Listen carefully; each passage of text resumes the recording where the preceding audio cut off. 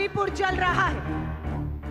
मणिपुर का जिक्र जब संसद में उम्मीद की कि देश के प्रधानमंत्री जी आइए संसद में, आप मणिपुर नहीं गए, आप संसद में तो आ जाइए जहां पर मणिपुर की बहनों के साथ जो अपराध हुआ है उस पे हम बात करें, उनके जख्मों पर मलहम लगाए और उन्हें न्याय दिलाएं। पर प्रधानमंत्री मोदी जी चर्चा में भाग लेने की बजाय चर्चा से भाग रहे हैं।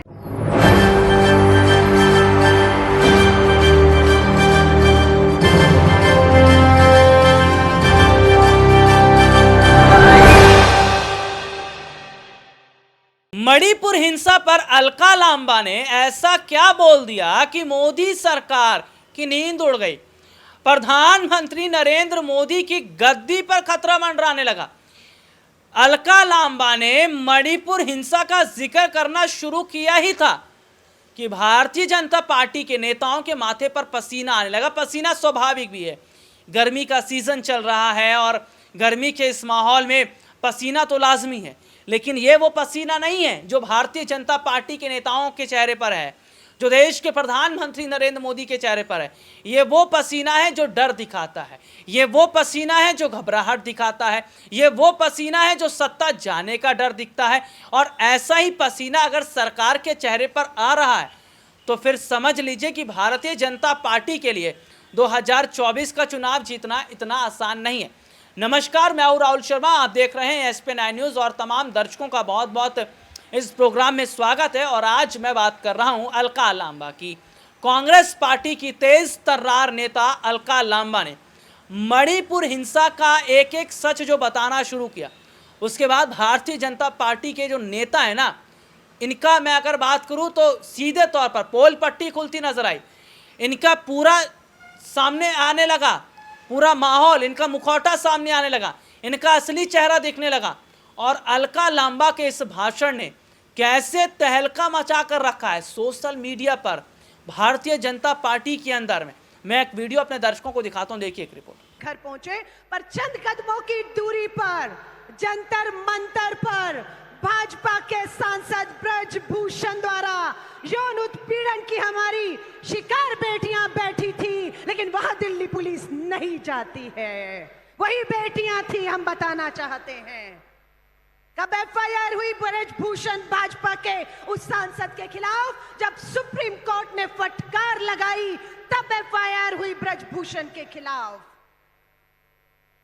गिरफ्तारी हुई? नहीं हुई, क्योंकि भाजपा का सांसद है, उसके पास सत्ता है, इसलिए उसकी गिरफ्तारी नहीं हुई। क्या हुआ? चार्जशीट हुई, कोर्ट गए, कोर्ट में क्या फैसला आया? ब्रजभूषण को जमानत दे दी जाती है।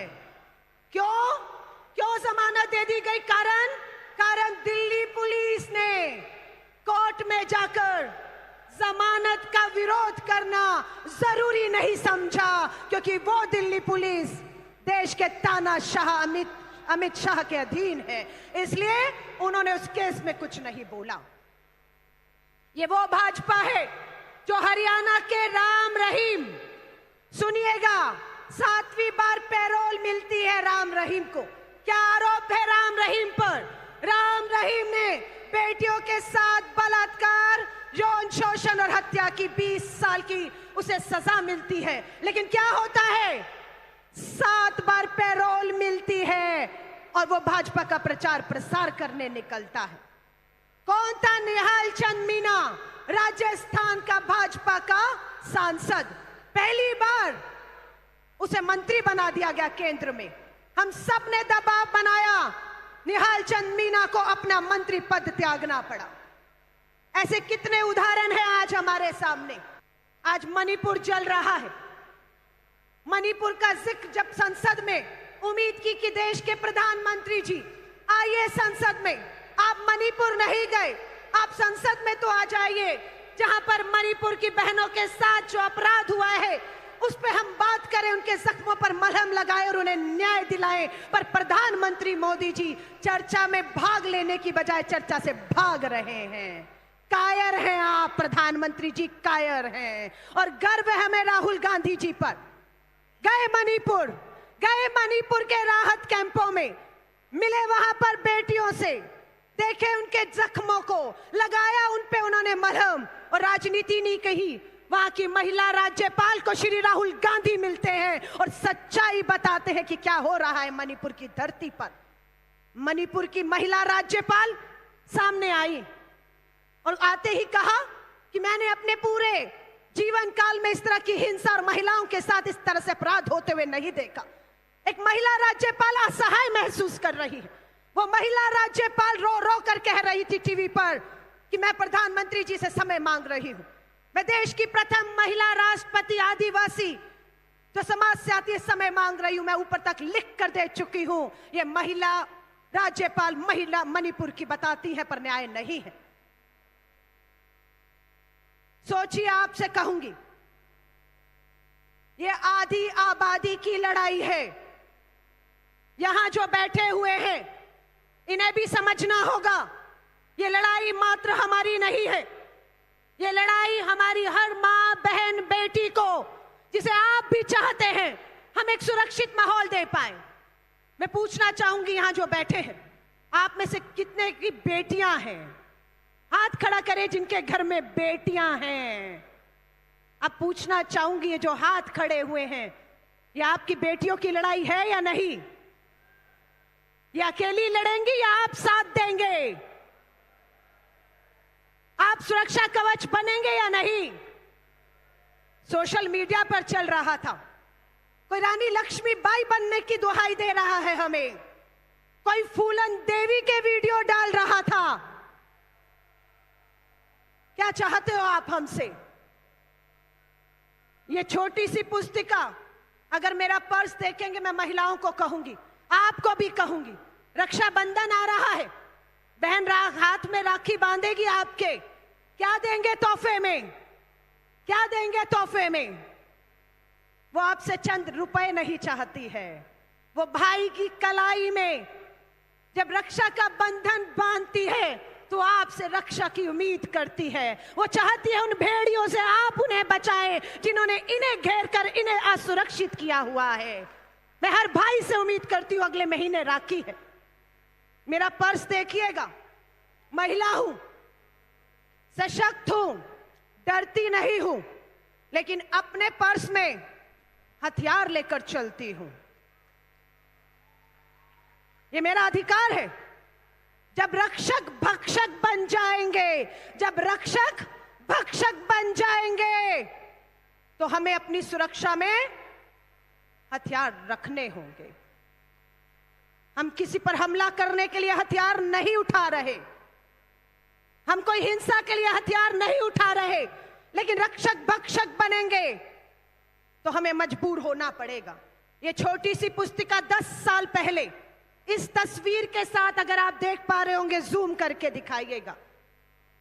ये जब निर्भया हुआ था केंद्र में कांग्रेस की, दिल्ली में कांग्रेस की सरकार थी, जिस तरह से आज मणिपुर में हो रहा है, तब देश के प्रधानमंत्री जी मनमोहन सिंह जी मौन नहीं थे।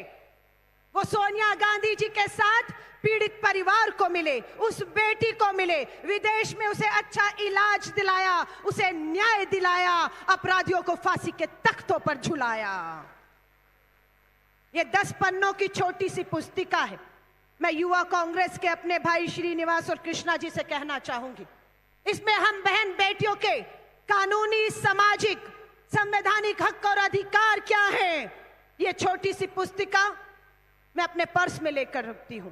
मैं इसे आगे बांटने का काम करती हूं, क्योंकि हमें जब हमारे कानूनी, संवैधानिक अधिकारों की जानकारी नहीं होती, तब हमारे साथ ऐसा होता है। मैं आप सभी से कहूंगी,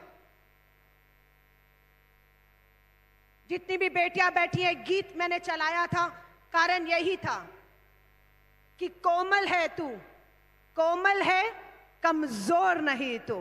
मैं यहां पर फिर उंगली करके, इशारा करके कहना चाहती हूं, आपकी मां, आपकी बहन, आपकी बेटियां देखने में कोमल जरूर हैं, पर उनकी गलतफहमी दूर आपको करनी है, जो इनकी कोमलता को इनकी कमजोरी समझ बैठने की गलती कर देते हैं। ये कोमल है, कमजोर नहीं। ये आपको भी साबित करना होगा। पोंछ डालिए अपने आंसुओं को। मालूम है हम भावुक हैं, मालूम है हम भावुक है, मालूम है उस शरीर को जब नग्न करके दौड़ाकर सामूहिक बलात्कार किया, उसके दर्द को हम महसूस कर सकती हैं, कोई और नहीं महसूस कर सकता। निकलिए बाहर, लड़िए अपनी लड़ाई को खुद से। ये रिपोर्ट आपने देखी जिसमें विस्तार से हमने अपने दर्शकों को दिखाया, तो सीधे तौर पर आप देखिए कि किस तरीके से अलका लांबा ने भारतीय जनता पार्टी की मुश्किलें बढ़ा दी हैं।